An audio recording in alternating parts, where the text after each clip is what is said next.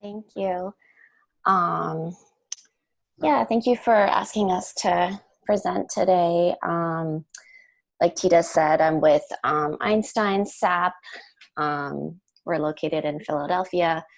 Our physical location is in North Philadelphia at Einstein Hospital, but we serve schools all over Philly. If you want to go to the next slide.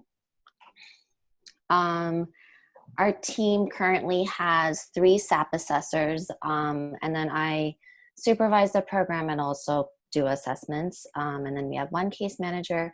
As of now, we have 60 public schools and 10 charter schools, and they're located in West and Northwest Philly. We do mental health and drug and alcohol screenings, and um, we use both the surveys that are available. So we use the 12 to 21 survey, and then we also use the parent survey for children. Um, and then we also use it to screen for groups, because we started running groups last year, which I'll talk more about in a little bit. And then we also transitioned to tele assessments. So I'm going to talk a bit about how we used the BHWorks platform to set up consents. So BHWorks was implemented before my time. I've been at Einstein since 2017, so I'm going into my 4th year. And BHWorks was implemented by my predecessor. And to date, we've screened 725 students. We did have a few road bumps in the beginning, just difficulty with assessors transitioning to using this um, tool. But as the assessors got more familiar and comfortable with it, they found that it was helpful for, especially with students who weren't as comfortable disclosing suicidal ideation or substance use in the face-to-face interview. And the feedback that I've gotten is that the results, when liaisons go over the results with students, it can be also a very useful way to start conversations about safety practices regarding sex and substance use, and also suicidal ideation. Um, our assessors give students the options to do BHWorks either before or after the face-to-face interview. Most of the students opt to do it after. So it can be interesting in that, a student might not disclose during the interview that they have been having suicidal thoughts, but then they'll report on the BHWorks, and then we can go back and talk to them about their answers and get more information. It's been really useful with parents who are hearing for the first time that their child might be experiencing suicidal ideation. They sometimes it can help to basically, the experience that I've had is that when I've reached out to parents after assessing a student, they might minimize or deny because it's a really scary situation for parents. So just sharing the results of the BHWorks, obviously with student consent, can kind of help them come to terms with what's happening, and also motivate them to get their child into therapy. And we haven't gotten any negative feedback from students at all. They appear to be really comfortable with the directness and scope of the survey. A lot of them actually have told us that they appreciated being asked those questions, and that they hadn't thought about these kinds of things before. So overall, it's been a pretty positive experience. Last year, we piloted groups in the fall. We did 3 different types of groups in terms of topics, but also the way they were structured. So we offered a family dynamics group that was for children whose parents had experienced separation. So we didn't want to call it divorce group because that sounds so, I don't know, it doesn't have a nice ring to it. So we called it family dynamics. We also did a coping skills group for students who had experienced trauma, and then a social emotional learning group. And we used BHWorks to screen all of the students to see whether the group would be a good fit for them, or whether it was appropriate. Um, it was what we found. The reason we did the BH Works before the students were in the group was, one, to screen out students who were actively suicidal, but also to have the assessment in place for after group, because things come up during group and it becomes really clear that some students do need long-term care. And what we found is that once the students had experienced the group and the parents noticed the impact of the group on their child, they were much more open and receptive to recommendations to engage in long-term care. And having the BH Work survey and assessment done already enabled us to quickly refer students to long-term services. So it was really useful in the screening process and referral process for groups. And then post-COVID, we transitioned all our consent forms to BH Works. Basically, what we do, Charles helped us set this up. So we sent him the paper consent form that we were using pre-COVID, and he was able to put that on the platform.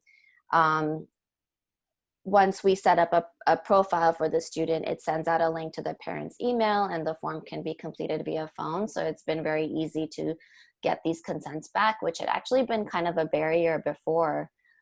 Sometimes for counselors who wanted to refer students, was that the paper forms would never be turned back in. So this has actually speeded up the process and made it easier for counselors to refer students. So I think we're going to keep this option open even post-COVID, even when we go back to school. The form is editable so that the consents can be changed. The only reason they would be changed is if initially, let's say the parent says that they don't want the BH Works or they don't want portions of the assessment to be used to refer students to services or make appointments for them. Often once we do the assessment, parents change their minds, so we can go back into the system, change the consent, and then send a PDF to the parent with the updated consent form. This has really just decreased a lot of the paperwork burden on counselor school staff. They now just have to fill out one form, the referral form, like one page, and then we'll do the release of information form and the consent online. We're also planning to add the safety plan and other assessments that are available to BH Works. And then also Einstein's outpatient psychiatry department has started to use BH Works as well, as they're transitioning online, especially for getting consents and doing the front end paperwork before people get into services. Aisha, yes. is this consent that you're doing, which is really innovative, I'm very excited about it, it's mainly consent for the to be part of this not divorced group therapy thing, or services in general in the outpatient department? No, this consent form is the way it is now is only for us to be able to do the SAP assessment with students. SAP assessment consent. Yeah. And then when we start offering groups again in the fall, we're going to put our consents online, a new consent form for groups online as well, which has been really great. That's what I've really enjoyed about the BH Works platform, is that it's very flexible. Interesting. And can enable Roberta, things. Is the consent form that we see here, this is, Aisha, this is your consent form on screen now? Yes, this is the one. I just made a dummy form. I just made it for myself, so you could see.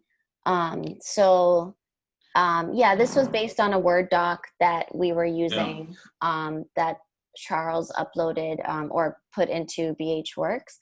And it combined, we had initially had two different forms. We had the informed consent to participate in the assessment, and then we had the release of information. Now it's just in one form.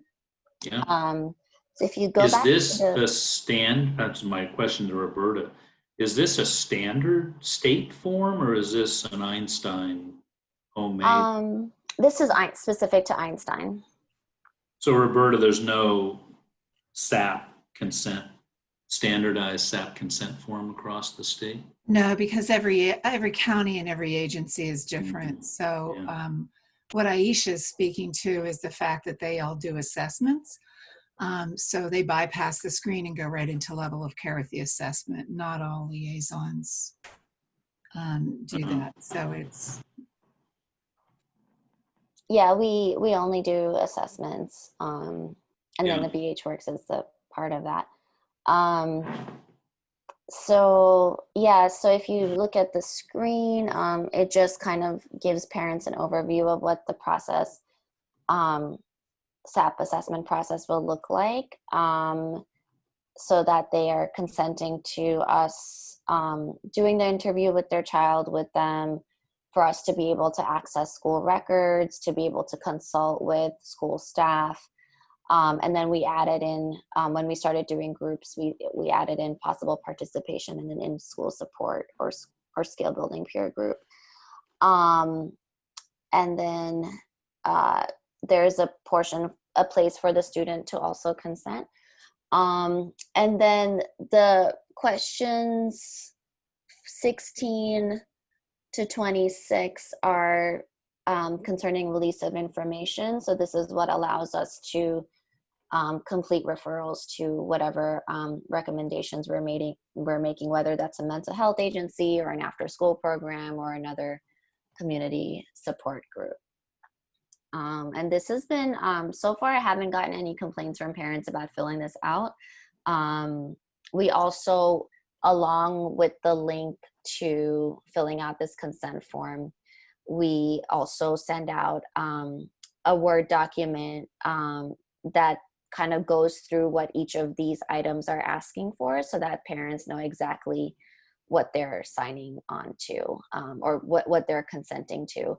And sometimes parents will call us when they're confused, so we can just explain over the phone.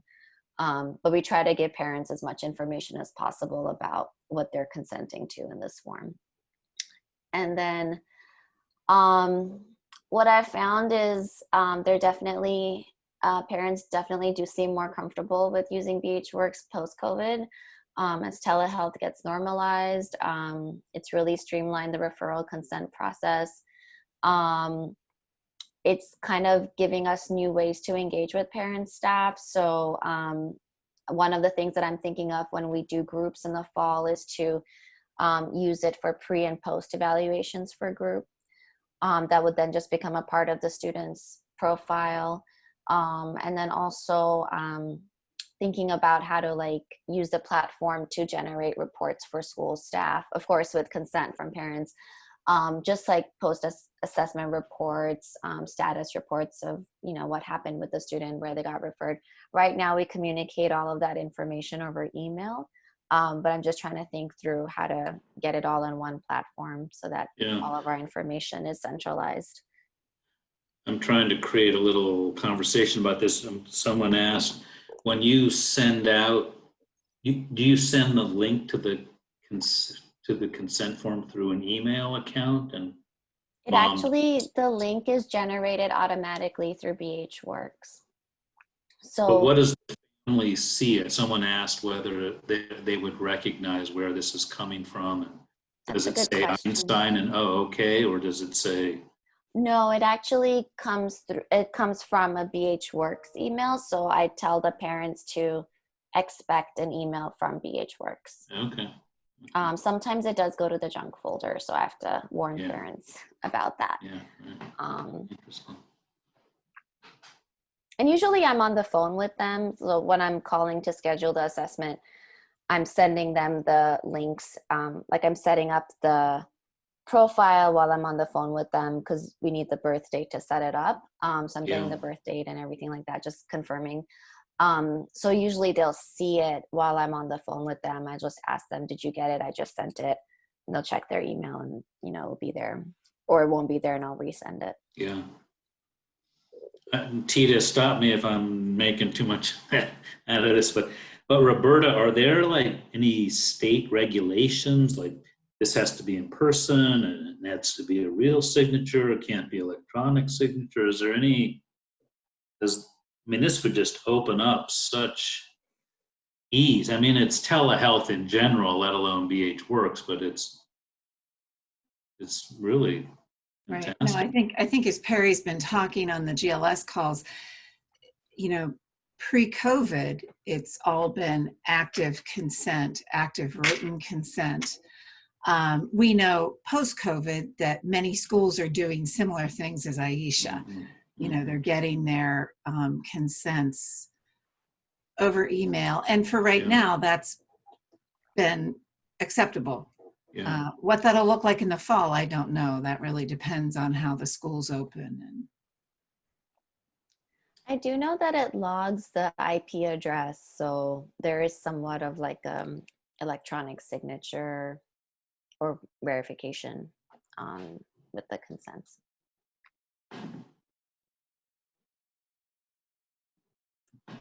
Well, thank you, Aisha. That was a wonderful presentation.